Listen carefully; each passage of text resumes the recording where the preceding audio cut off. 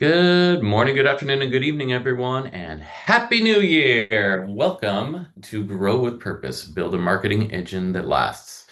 My name is Colin Mahan, and I'm a director of high growth impact entrepreneurs and head of sponsorships at the Nasdaq Entrepreneurial Center. For those of you who may not know, the Nasdaq Center is a nonprofit improving access and knowledge in entrepreneurship to advance economic progress for all. As you're going to see in the chat in just a moment, the Nasdaq Center provides programs, resources, and exceptional mentorship to help entrepreneurs fuel prosperity, no matter where their journey begins. So check out those resources and links shared in the chat. Now we're going to launch a few polls to take a step back and take a temperature gauge on how all of you are doing today. The first one, how are you feeling about your business? 2026 is here. I can't believe it. We use this information to guide the programs we provide for this global community of entrepreneurs. So let us know. Looks like there's a healthy dose of optimism in the room. Love that. Thank you for sharing. Also, if there are any specific topics or challenges you'd like us to create resources for, share them in the chat. We will get to work on coming after them. The second poll, what's keeping you up at night? We use also this information to guide the thematics for our upcoming month of programming. So thanks for voting. Some more housekeeping items before we get started. We'd love to know where you're dialing in from, so drop it in the chat. We'd love to see where you're coming from today and to see if you have any neighbors. Second, we'll have live Q&A near the end of this session today, so please submit those questions for us in the Q&A box at the bottom of your screen throughout the presentation. We'll try our best to get to them all. All right, looks like Brooklyn, New York, Bay Area, Chicago, Philadelphia, Chicago. Oh, we got some neighbors. New Orleans, Las Vegas, Chicago, Dallas. Lots of Chicago today. Love that. Dallas, Washington, D.C. Awesome. I love that. Charlotte, North Carolina, D.C. Love that.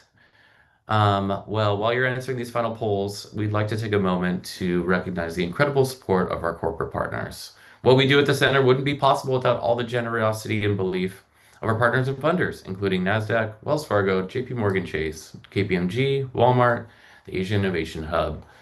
Wilson Sonsini, the Nareet Foundation, Global Innovation Institute, and BPM. We are grateful for their partnership and hope you'll join us in sharing that appreciation as well.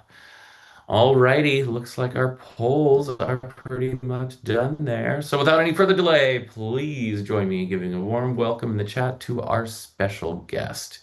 Genesis Emery is the founder and CMO of the Blueprint Haus Agency.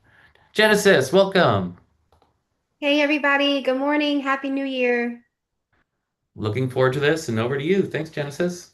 All right, perfect. I will just share my screen for everybody. Let me see. All right, can you guys give me a thumbs up if you can see this? Looks great. Okay, perfect. So thank you all so much for joining me today. We're here for Grow with Purpose, how to build a marketing engine that lasts. So today during our discussion, we're going to talk about having a strategic framework in place to help fuel sustainable growth, of course, accelerate brand building, and also indicate measurable impact across the work that we do across marketing and comms. So again, as Colin mentioned, I'm Genesis Emery-Foley. I'm the founder and CMO of the Blueprint Haus Agency. And this presentation is in partnership today with Nasdaq Entrepreneurial Center. Here's a little bit about me. I don't want to bore you guys too much, but just to give you a little bit of insight, I've worked in the marketing space now for over 17 years. I've had the pleasure of working as a chief marketing officer, marketing director, and senior marketing manager for several companies throughout the Bay Area as well as Chicago. I started Blueprint Haus Agency back in January of 2021. So it's just been about 5 years now.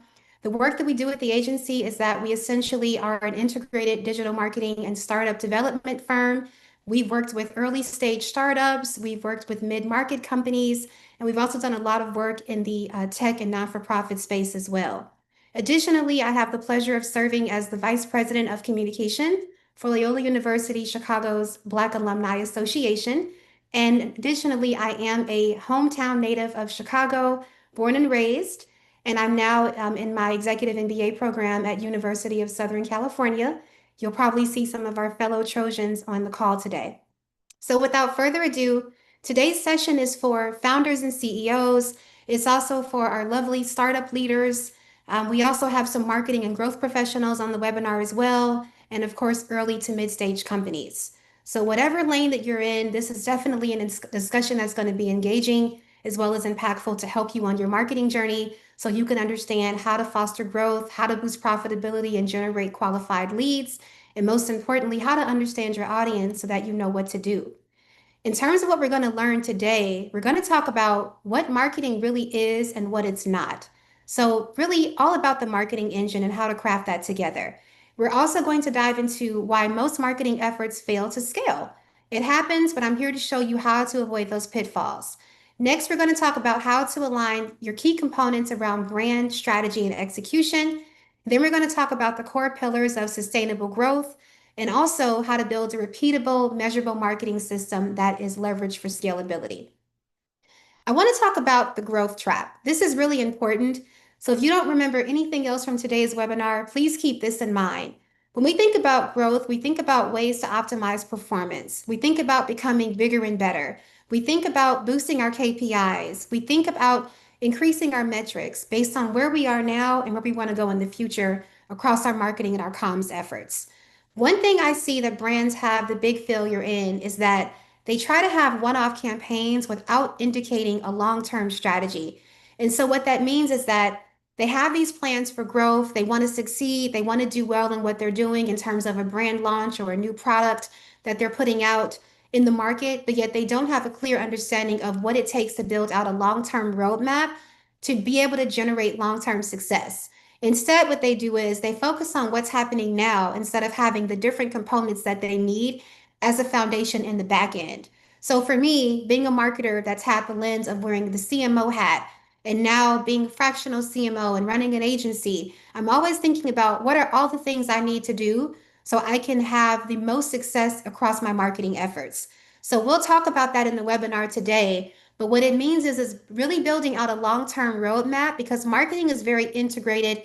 It's holistic. It's not cookie cutter. And it's definitely not one size fits all. We also can't run marketing off having one campaign or following one particular tactic. It has to be very integrated in how we do it.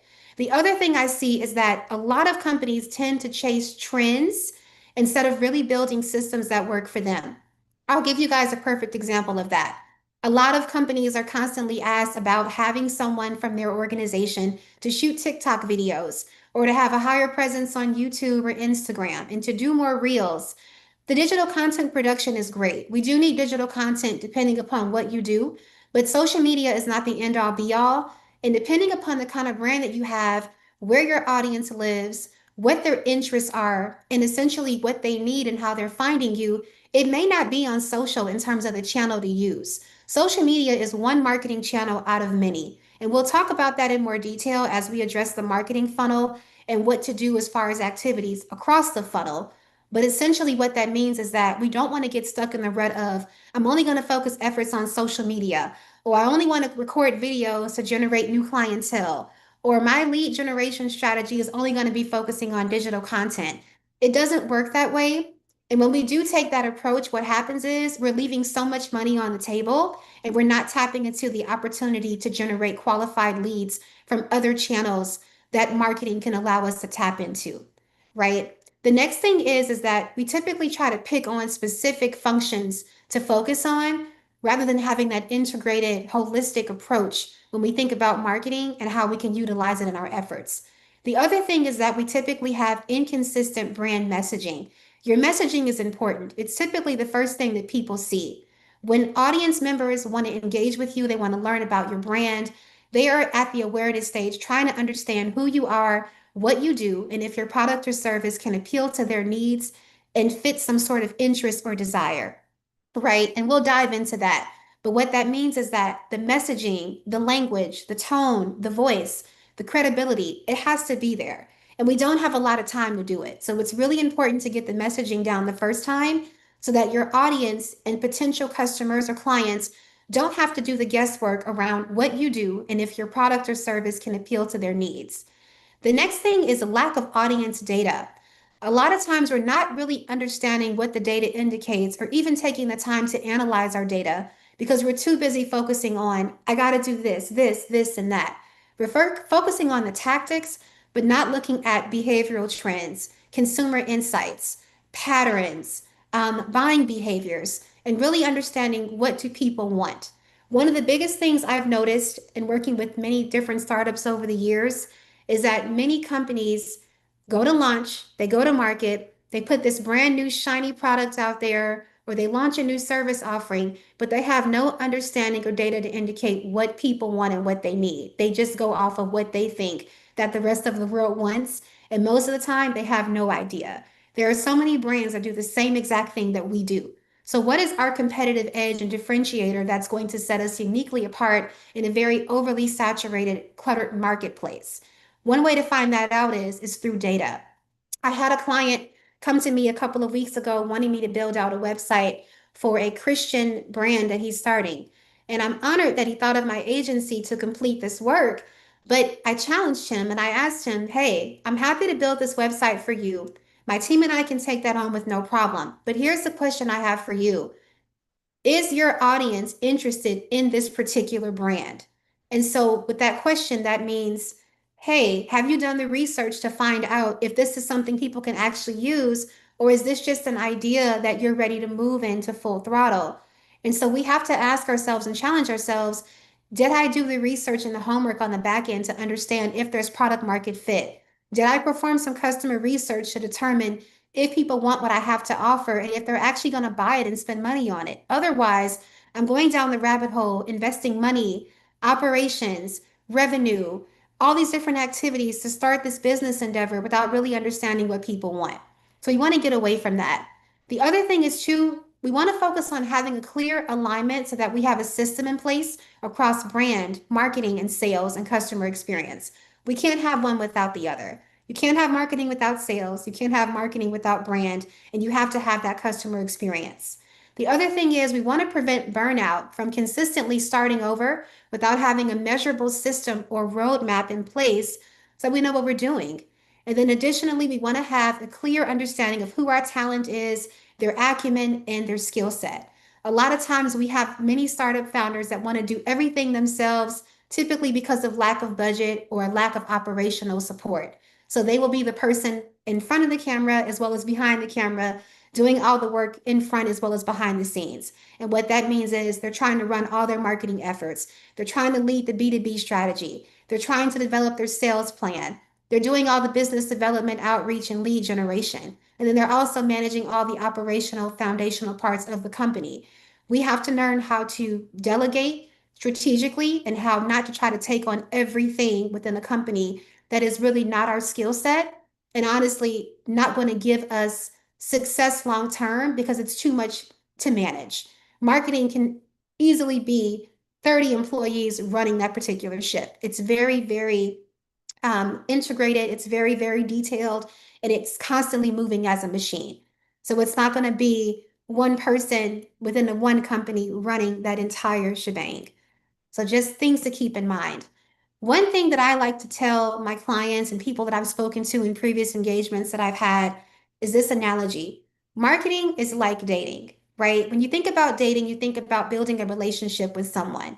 When you build a relationship, it starts with getting to know someone. It starts with saying hello. It starts with creating a relationship where you're courting. You're understanding if you all can appeal and meet each other's needs. You don't just say I do the first time you meet someone without having any idea of who they are, what they're about, what they stand for, and who their personal brand is, and how they reflect that exteriorly, right? As well as who they are internally. It's a story that they have that they're crafting. They're telling you their story, but you also have to get to know that story and create some resonance around it to see if that story also aligns with you and what your values are. Well, marketing works the same way. In any modern relationship, we are always wanting to find out who a person is through the intimacy of dialogues and understanding the assessment of one another's needs. So when we think about marketing, it's working the same way in terms of that symbiotic relationship. No one is buying from a brand that they have not had any exposure with. They don't know anything about you. They're not clear on whether or not you can actually serve their needs or if you work. So typically what we have is we have customer testimonials, we have PR to generate extra credibility and trust.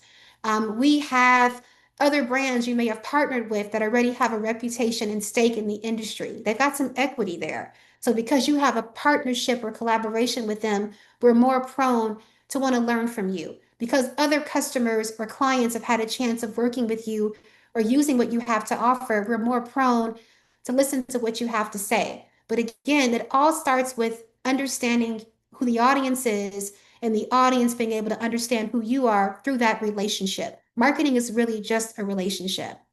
With that relationship, it's our job as a brand to build out a unique, strong value proposition. The value proposition needs to captivate, it needs to solve customer pain, it needs to address needs, it needs to clearly define what the pain points are of the industry and that many customers and clients face so that that brand can come into the marketplace and they can address what they can do to turn it around based on what they can offer. Additionally, we are focusing on how we can build trust, credibility, and brand resonance across our audience. And then last but not least, we want to focus on how we can utilize all this in this relationship to move our contacts down the funnel so that we can then generate revenue growth and sales and of course measurable industry impact. But again, it all works in this system starting with a relationship. And the relationship is on the customer or client's perspective, does your company or brand have what I need that can appeal to my needs? And why should I trust you? The next thing is the marketing funnel, as we briefly talked about. So, with the marketing funnel, it's essentially designed to turn attention into trust, trust into action, and then from there, turn that action into a long term customer value. And so, what that means is in the marketing funnel, we're understanding different steps of it. We have the awareness phase, we have consideration, we've got purchase, retention, and advocacy. And it looks just like this. So in this funnel, what happens is that we're going to move from the top down. And at the top of the funnel, we've got awareness. All the things that happen at the awareness stage of the funnel would mean things like social media, Google ads, or search. We've also got SEO. We've also got the website. So these are ways that customers typically interact with the brand at the awareness stage. At the awareness stage, it means they're getting to know who you are, they're understanding the work that you do, and they're basically getting exposed to the brand typically around the first or second time. PR can also happen at the awareness stage as well, in addition to customer testimonials. At the consideration stage, this means that the lead or potential customer or contact, they've already had exposure to your brand, which is great. Now the goal is they're trying to understand and consider whether or not they should buy from you, right? So at the consideration stage, we're thinking about social media, email marketing, white papers, infographics, things like LinkedIn articles, blogs, more PR, more things on the website that you're doing in terms of content development. Those are all the things we're doing to get someone to consider whether or not this is a brand that they can find themselves wanting to buy from and wanting to have an experience with. Then, after we get from that step, we move into the purchase. Now that the customer has had a chance to have some awareness around what we do, they've considered our product or service, now it's time to make a purchase. So that typically happens either in a storefront or a website. Then from there, we've got the retention stage. That's how we want to retain our customers and our clients.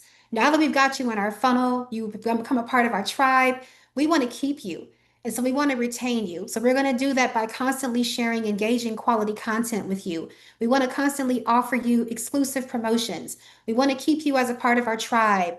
We want to keep you compelled and engaged with messages that we're putting out. And we want to essentially make sure that you're happy. And then lastly, we want to turn you from a customer into a loyal brand evangelist or loyal advocate. And that's when you start sharing the work that we do across social. You start forwarding our emails to your friends. You're experiencing our brand in ways where you're really happy with us. You want to be immersed in our brand ecosystem. And now you're telling your colleagues and your network to constantly stay locked in and engage with what we're doing, right? That's how that works. So awareness, consideration, purchase, retention, advocacy. That's how that works. And then from there, within these stages of the funnel, we're thinking about the customer journey. So with the customer journey, just like I just went over with you guys, it talks about the different things that you're doing across that funnel in terms of marketing activities, right? And the reason why I wanted to bring this up today is because when we think about marketing, as I mentioned a few minutes ago, we have so many brands that focus on, I just want to do this. I just want to focus on this. Well, you know what? We really have a small budget. Let's just focus on social media for Q1 and we'll go out with a bang. We're going to do this big, massive social media campaign. We're going to dump all this money behind digital ads, but yet there's no follow up. There's no email nurture sequence. There's no CRM integration. There's no way of tracking leads. There's no web automation. There's nothing to essentially manage the contacts that you already have or any way of nurturing those leads with touch points across marketing so that you can turn those leads into loyal customers and into a sales transaction, right? And so this is where this comes in here. Think about when you define your customer journey and what that looks like, the different activities you should be focusing on as a marketer, as a startup founder, as a business owner, so that you can make sure you focus on the key activities that are going to give you guys the most reach, the highest visibility, and also yield the highest return in terms of ROI and revenue growth. And then next, we want to talk about campaigns fading and engine scaling. So we think about marketing campaigns. What typically happens in a marketing campaign is that it's short term. It's typically focusing on what's just happening within that moment. So as an example, when I was a former chief marketing officer for an arts and culture space in San Francisco, we had campaigns every month. Typically, it was around a new exhibition or it was around, as an example, Black History Month. And so for that particular campaign, we had email marketing going out. We had a lot of social media, digital content development, and digital content collaborations. We also had a lot of work on the website in terms of website promotions. We were doing SEO in the background, at times running Google ads, and then, of course, utilizing our community partnerships to help us with marketing as well for cross promotional marketing opportunities. But that was short term for that particular campaign. When we think about having a marketing engine, marketing engines mean long-term traction, creating long-term opportunities so we can constantly see conversions and constantly oil and fuel our machine. We're thinking about leading with strategy because with strategy, we know, okay, we've got this roadmap and we need to constantly execute across all these things within that roadmap so we can achieve X results. And then we're thinking about predictive analysis and forecasting. What that means is if I do X things, I have a higher opportunity of yielding X results based upon having this consistent machine running. And then from there, we turn all this into how we can scale and grow. Every year, we should be growing if our marketing engine is successful. But again, the marketing engine is a repeatable, long-term, strategy-driven process. It's not something that's reactive, it's not inconsistent, it's not short-term, it's long-term. So what I do is from my marketing lens and my experience over the years with many different brands and across different industries, I don't believe in doing anything until we have a marketing strategy in place. I need to understand what are our goals across the entire year, not just this campaign, but goals long term for how we want to grow and how we're going to have a return on our investment throughout the entire Q1 through Q4. So for me, what that looks like is this. I'm thinking about what are all the things we need to do in terms of social media? What kind of content development are we going to be thinking about that we're putting out there? How do I want my audience to respond to what it is that we're doing? These are the things I need to do and the kind of touch points I should be focusing on across our digital and traditional marketing channels. I'm also thinking about comms and PR. So what does that look like? For me, that looks like what kind of media target should I be hitting? What does the storytelling look like? What is the narrative that we're trying to shape in our brand? And essentially, what are all my activities throughout this entire year to lead me from A all the way to Z, where we have this full funnel of growth? That's what that looks like. And that's how you build consistency. From there, when I have a campaign, a specific campaign, then I will create a separate mini marketing plan specifically formatted for that campaign. And I'll talk to you guys about that in more detail a little bit later. But that's the big difference here between having a short-term marketing campaign that's very tactic driven, reactive, and for the moment versus having a long-term strategic marketing engine that can continue to scale and grow over time. So, with that being said, when we talk about sustainable growth and building a marketing engine, these are the pillars that you guys will want to focus on. We want to make sure we have a sense of brand clarity. We also want to make sure that we focus on audience intelligence. We want to have strategic positioning, also consistent execution, and measurable performance. So, what that looks like in terms of brand clarity, that means understanding who we are. The biggest thing I can tell you, if nothing else, is that as a founder, as a CMO, as a chief brand officer, if you don't know what your brand stands for and what you do, it's going to be very uncomfortable and difficult for other audience members to understand your brand in return. We have to have a clear understanding of our brand, what gives our brand a very distinctive, competitive, authoritative edge in the marketplace, and essentially what we expect others to know about our brand based on the work that we're doing and the messages that we're translating publicly. So, brand clarity is really important. It's all about what we do, who we're doing it for, and why should anyone care. When they have us in comparison to 150 other options, what gives us this competitive leg up or competitive edge over all the rest of the power players? That's what we have to decide. And that brand clarity is going to come from our purpose. Essentially, what's our North Star? What's the problem that we are uniquely solving in the marketplace that others can't? And what makes us just so largely unique from everybody else? It's also about positioning.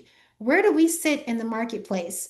Where is our big champion on the shelf when it comes to the work that we're doing?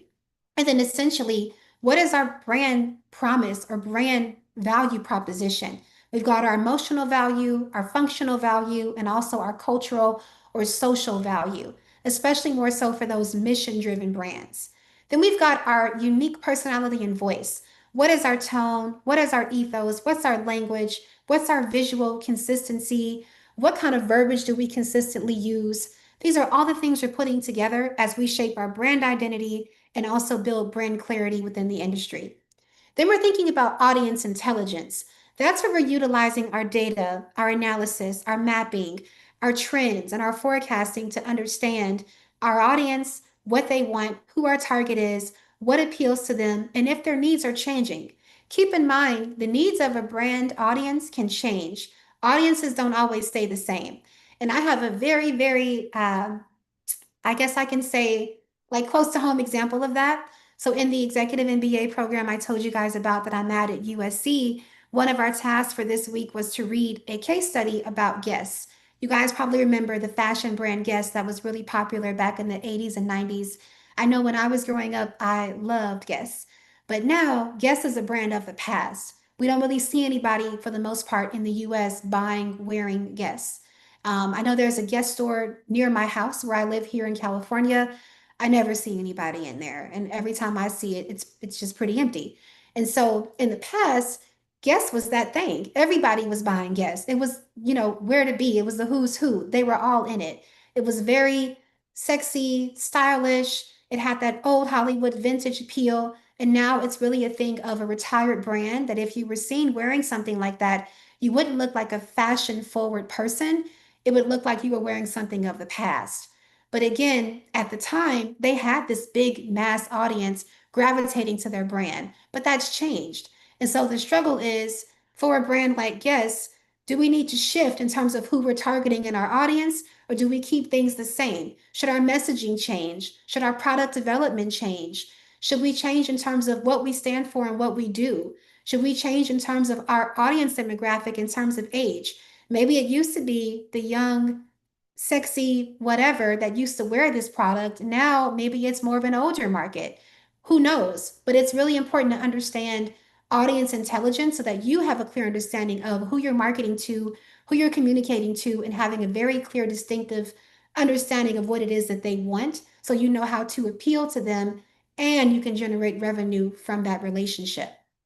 The next thing is strategic positioning.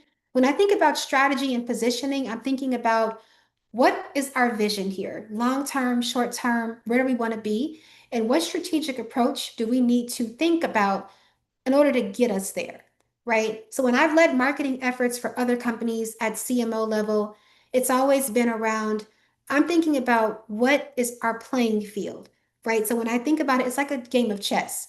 This is where I am, and I want to get here. And so with that being said, I've got this vision here of how I need to do things, and then I'm going to then go into my execution tactics to allow me to break into that. And so for strategy, I'm utilizing data, I'm utilizing analysis, I'm thinking about what my power players in the industry are doing in terms of competitive analysis. I'm also thinking a little bit about trends as well. And then from there, I'm going into what is going to make the most sense based upon my marketing dollars, where I can successfully execute across this strategy and position my brand to be where I want it to be.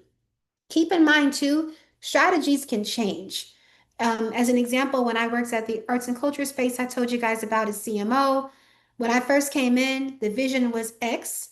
And when I left, the vision was something totally different. It had completely expanded because we grew. So as we're growing and scaling, the vision will change. And we have to position ourselves to be ready for that and to be able to take on the tactics that come along with that. The next thing is consistent execution. So, with consistency, that's super important. What we put out there is what's memorable and what resonates and what lasts.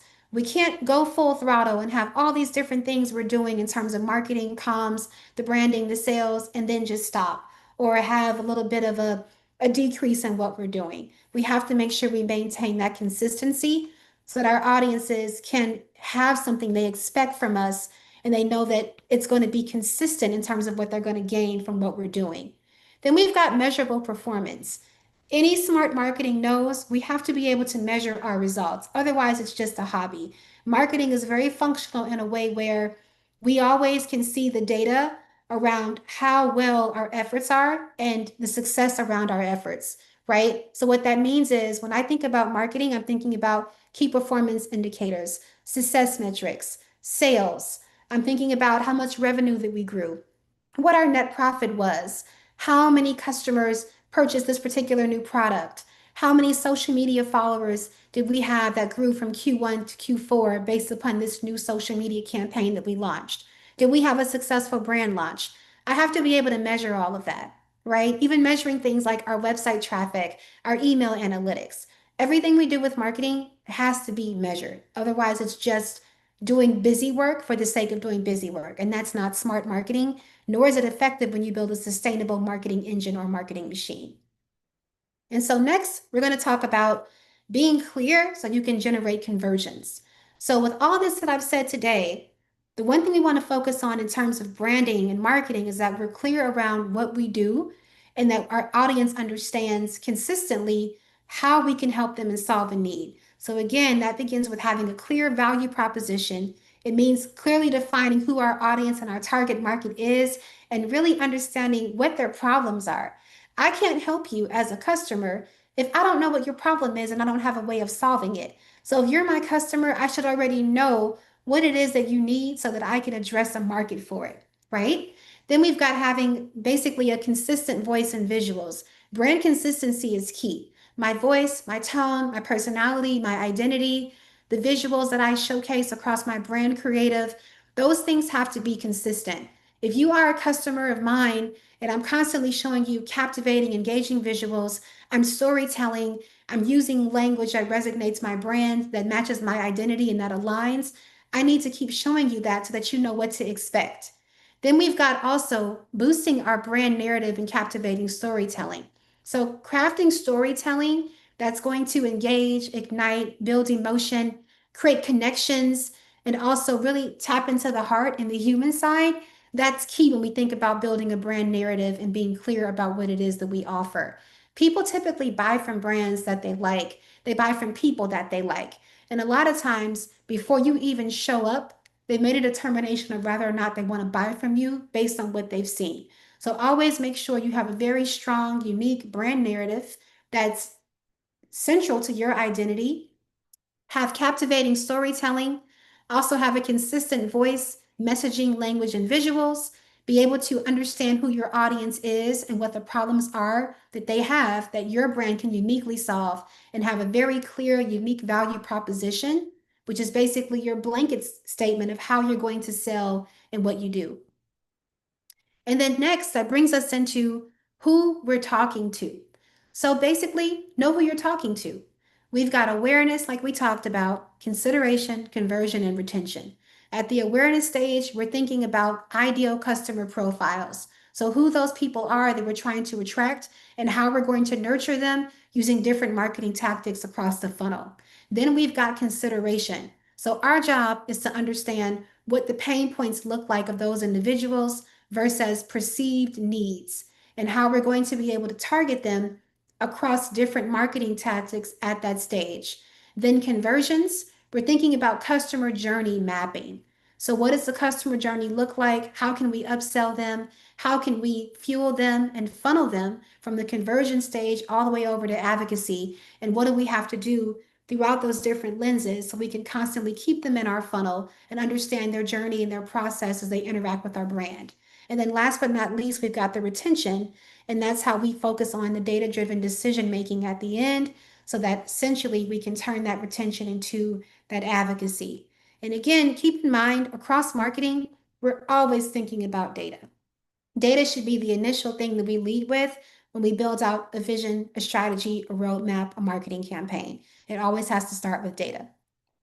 And then from here, we're going to talk about how we can create a distinctive competitive edge so that we can stand for something and not get lost. So again, like we talked about briefly, when we have a creative, very unique, competitive, distinctive edge in the marketplace, we're going to have a differentiation in crowded markets. What that means is it doesn't matter what everybody else is doing. We've got our lane and we've been able to own that lane. People know they can come to us for XYZ because we've shown consistency. We've got a clear positioning statement.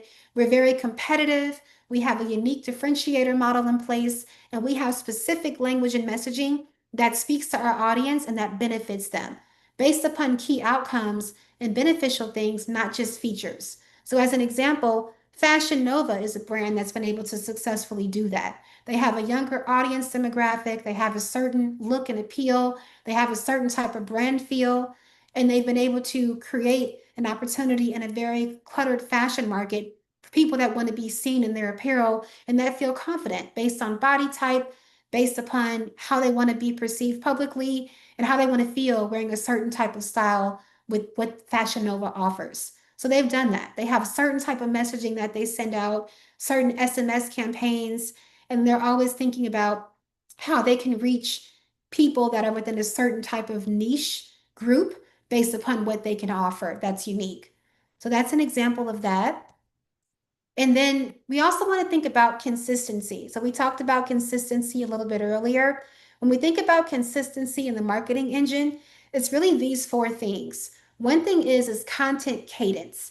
I know that can be hard because with content, it's not just social content. We've got email content, website, we've got social media, we've got thought leadership content, but nonetheless, content does work. It's a proven formula, especially digitally. And so with that being said, typically people find your content before they even know who you are. And they engage with that content, which then allows them to build a decision around if I want to buy from you, if I trust you, if I want to develop a relationship with you as a potential brand or service that I'm keeping in the back of my mind to buy from in the future. So content cadence is crucial and it needs to be consistent. So even if it's a startup founder that puts out, let's say, one LinkedIn article a month or one white paper every quarter, it's about building that consistency so that we can understand your voice, we get a chance to interact with you, and we know who you are. There's also channel alignment. So with channel alignment, all your channels work together, right? You've got email, social, you've got website, you've got your PR and thought leadership, you also have your SEO. These are all things that work together in a very holistic, integrated fashion. Like we talked about earlier, it's not one thing fits all, it's not cookie cutter, and it's definitely not mix and match. It's thinking about where is my audience, where can I find my customers, and what do I need to do across particular channels that are going to be proven to work for my company so I can reach people and generate the highest IOI and achieve the highest revenue in terms of revenue building and lead generation. We've also got marketing operations and workflows. That has to be consistent as well. So marketing operations would mean having the right people on your team, making sure you have your own individual swim lane so that we have different functions for different people that are working within the business, within the marketing department. I want the SEO person to focus on SEO content optimization, on and off page, keyword optimization, search, Google Ads, things like that. I want my content team on the digital side to focus on digital collaborations, social media channel optimization, social growth, digital advertising, social media partnerships, social media algorithm that we can boost for our business, things like that.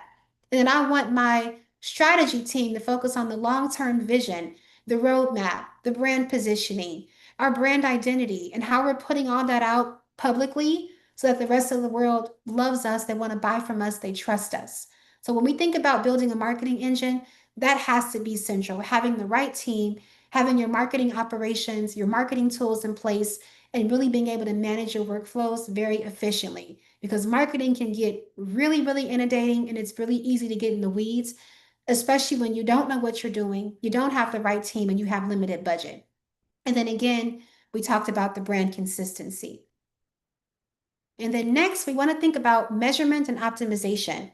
As we're building out a marketing machine and an engine, we want to think about how can we measure our performance and our results, and how can we optimize those results to be even better so we can see growth and scalability. So that means finding qualified marketing and sales leads. What does our cost per lead look like? And how can we optimize that so that we can spend less money finding the right leads? How can we drive our conversion rates? We want to have high conversions. So if our goal right now is out of, let's say, 1,000 leads, we have a conversion rate of 10%. How can we boost that up to 15 by the end of Q2? Then we're thinking about customer acquisition costs. What does it cost us to acquire these new customers? And how can we make that number even better and find the right customers? Then we're thinking about retention and customer lifetime value. What does it cost me to keep this customer in my funnel? What does it cost me to retain customers? And what kind of lifetime value can I offer customers? And how long are they going to stay with us? Is my customer lifetime value 5 years? Is it 6 months? How can I boost that? And then again, what does our return on investment look like per channel? I'm always thinking about these things because when I think about channel marketing, I'm thinking about where I should focus my efforts across my funnels and using my marketing tactics, and essentially what does my ROI look like so I know where to spend the majority of my efforts. What I will say is, in terms of channel marketing and ROI, if I see that SEO is not necessarily working for me, I can still do it, but I might pull back and devote more of my efforts into email, social, boosting website traffic, maybe from keyword optimization and content, maybe more thought leadership and PR, if that's where the success typically hits. So we want to think about that so that we can build the highest ROI based on key decision making and data, and not vanity metrics or trying to follow what other brands are doing that may not work for our company. And then here we've got the marketing engine in action. So again, that focuses on brand, strategy, execution, measurement, optimization, and growth. So these are the parts of how we put that engine into action. So when we think about marketing and building an engine, it's going to be about alignment, sustainability, and growth that will prevent burnout, but allow us to have a full-time, strategic, long-term vision and roadmap and plan as we think about marketing and how we approach it.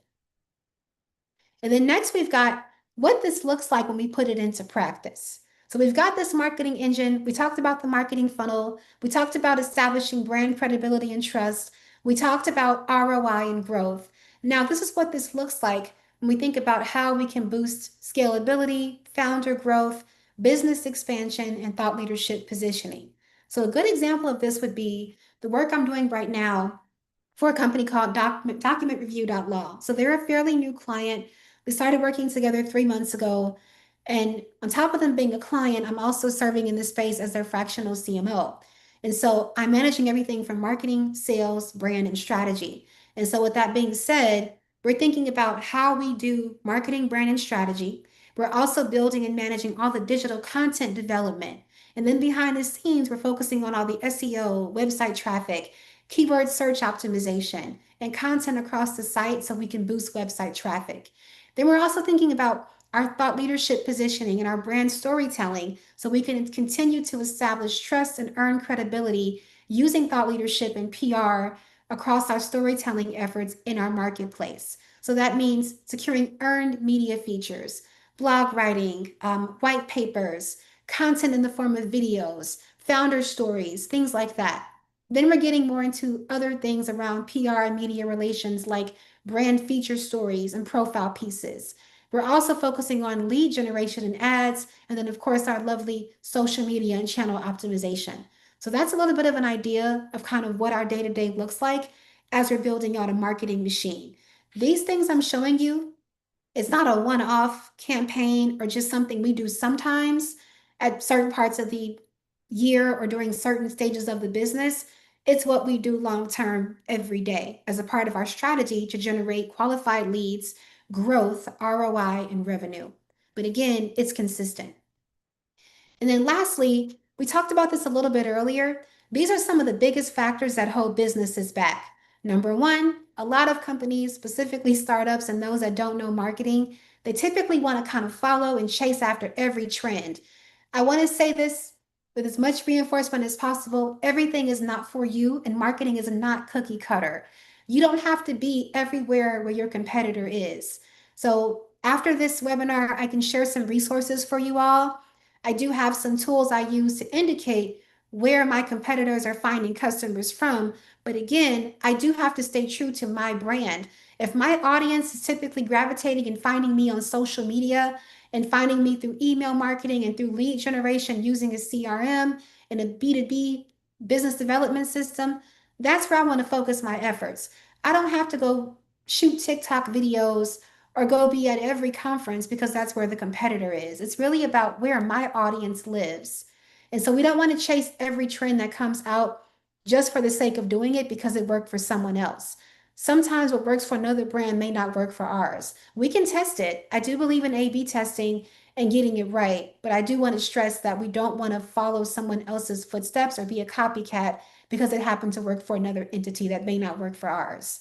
We also never want to overskip strategy. Nothing should ever happen in anything that we do in marketing or comms without having a strategy in place. We've got to have a strategy. We've got to have a roadmap. A roadmap is our plan. And we've got to have a way of how we're going to execute based upon these initiatives that we're going to be leading with. Next, like we talked about, the roadmap and the action plan. Then we don't want to underinvest in our brand. A lot of times I see that companies, specifically startups, they try to take the shortcut and the easy way out because there's a lack of investment in terms of the budgeting or a lack of having the right team in place or enough team members or bodies to execute the work. And I know it's hard. I've been there. I get it. But we got to make sure if we're going to have a brand, we build and lead the brand right. Having the budget and the dollars to execute real marketing matters. Having the right team and the right manpower to execute upon this work matters. And being able to really invest all the things we need to really see this brand grow and achieve profit and generate revenue is going to be key in what we're doing. Otherwise, we're going to always find ourselves stuck and never able to reach new heights. We also want to make sure we have systems in place and processes. That's extremely important. Organization, the systematic approach, the processes, the methodology, and that everybody in that organization is on board and following those things so that we have a well running, oiled machine. We also need consistent execution, and we've got to have that budget in place.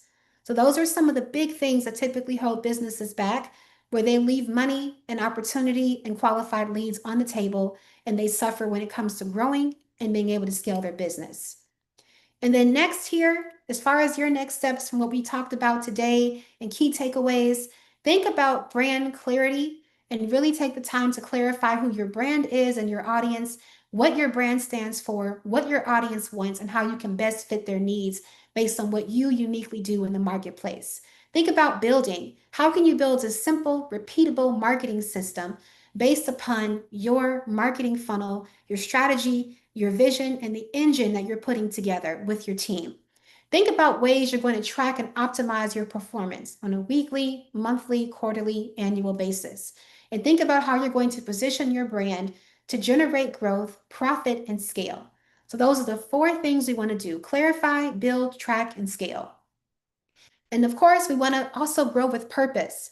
So, what that means is that sustainable growth, it doesn't necessarily come from doing more, more, more, more. It comes from doing the right things consistently at the right time and also really understanding who your target customer profile is and what they need that you can come in and fill a void for. And last but not least, if there's any questions about anything we went over today, I'm more than happy to help. Anything you want to talk about regarding clarification around any of these points, what marketing means, how it's used, what kind of tactics to use across your strategy, what may work for you. We're always happy to help you in any way that we can. Just reach out.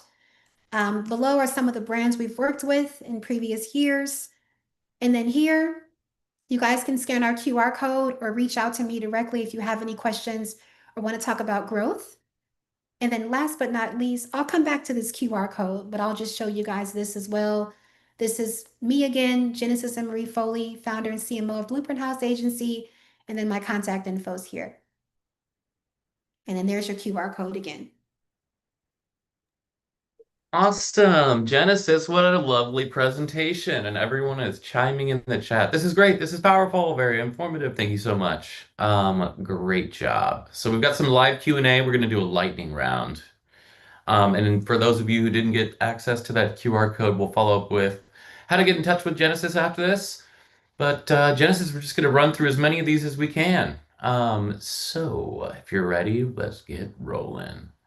Yeah. What marketing tools or steps would you recommend when you're in the infant stage of building your brand without a marketing background?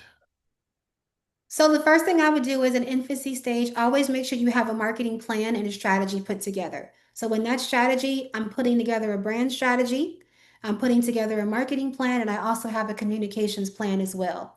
And I have that plan that lasts me for at least a year. So I have a clear understanding of all the things I need to do over the next 12 months. If you launch any campaigns within that time, your campaign should have a separate marketing plan just for that campaign. So every campaign has its own strategy, but your company itself needs to have a long-term roadmap and strategy that you can execute on. In terms of other tools, it will be strategic to have a CRM system in place for lead generation. So you have an opportunity to nurture your leads, build relationships, grow your leads, and also prioritize your sales piece and business development efforts. I would also say, in terms of tools, you've got social media tools, you've got email tools. There's another site I use, it's called SimilarWeb. I use them for competitive analysis, and basically it's free. I get to see what all the other competitors are doing in my space and how they're generating traffic, how much money they spend on ads across different platforms, where they're finding their audience from, what kind of display ads that they're running. And it also gives me insight in terms of how they're ranked for keywords when anyone searches for the type of work they do online. So similarweb.com is good. The Mm, Hoth is good as well. I can put it in the chat for you. Let's see. The Hoth. I love SEMrush as well. And then don't forget to do a CRM system that you can integrate with your website. awesome. Okay. All right. What's next? Perfect. Along those same lines, somebody is asking, is it helpful to use audience analysis tools like SparkToro to find our ideal customer profile? Yeah, absolutely. Audience analysis tools are great. I also really like market research as well. I've worked in the market research space before. And so I think surveys, I think focus groups, I think really taking the time to have your audience directly respond to you is also key, especially if you want to get a pool of, let's say, 200, 300 people. That data is really powerful and informative to get them to understand what you're doing and to get their intel in terms of if this is something they can utilize or not and if they want. So that all of that is helpful. And as much research and data that you can pull before you go to launch is going to be vital. Love that.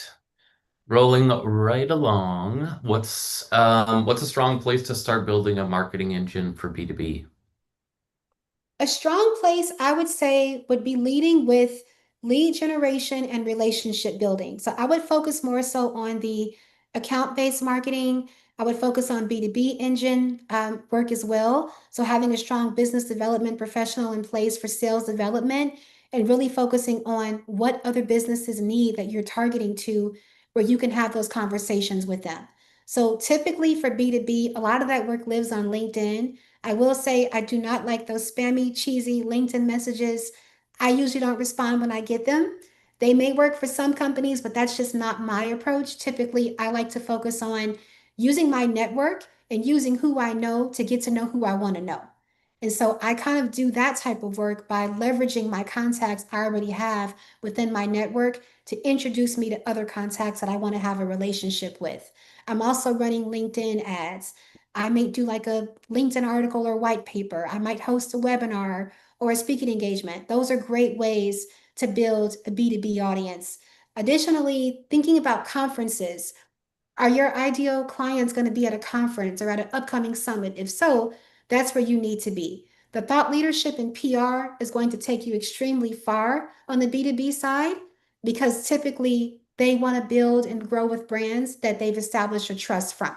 But you have to do the work to establish that trust. So think about thought leadership, think about content, think about PR, think about the brand storytelling, think about the conferences and event spaces where you can be and hold space to have those conversations and start growing relationships. And then also think about building a CRM so you can start having those conversations and again, boosting them down the funnel as you build a relationship. Some great advice. All right, maybe one last one. Can't have a conversation today without talking about AI. So, what's the best way to use AI to build this marketing engine that lasts? And which AI tools do you like using the most?